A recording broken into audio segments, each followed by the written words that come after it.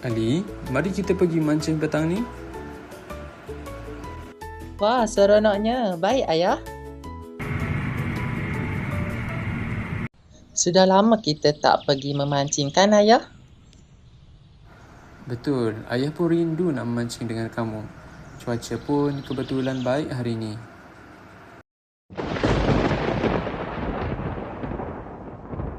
Ayah, tengok tu. Gelapnya langit. Haa lah, awan tebal betul dekat langit tu. Kenapa awan semakin tebal, Ayah? Boleh Ayah ceritakan?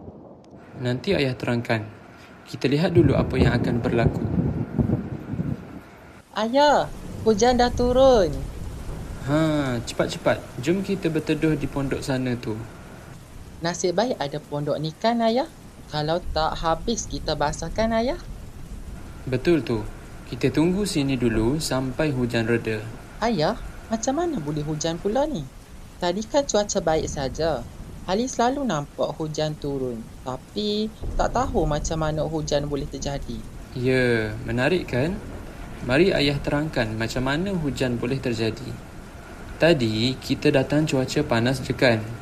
Jadi pada cuaca yang panas, air sungai akan berubah kepada wap air dan ini bermakna penyejatan berlaku. Oh, Sebenarnya Ali, air sungai, laut dan tasik bila panas, ia akan menjadi wap air dan naik ke atas langit. Bila naik tinggi, tempat tu sejuk. Wap air tadi berubah jadi titisan kecil dan jadi awan.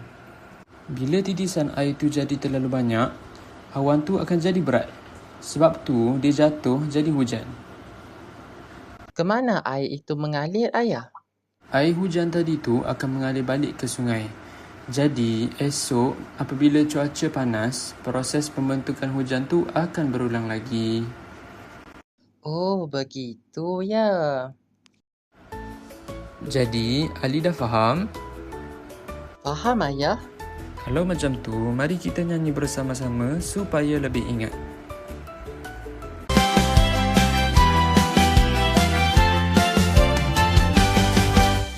Cuaca panas, mentari bersinar, air sungai mula berbinar, air laut dan juga tasik bertukar wap, naik cantik. Naik-naik ke awan tinggi, udara sejuk menyambut diri. Jadi titisan kecil-kecil berkumpul menjadi awan.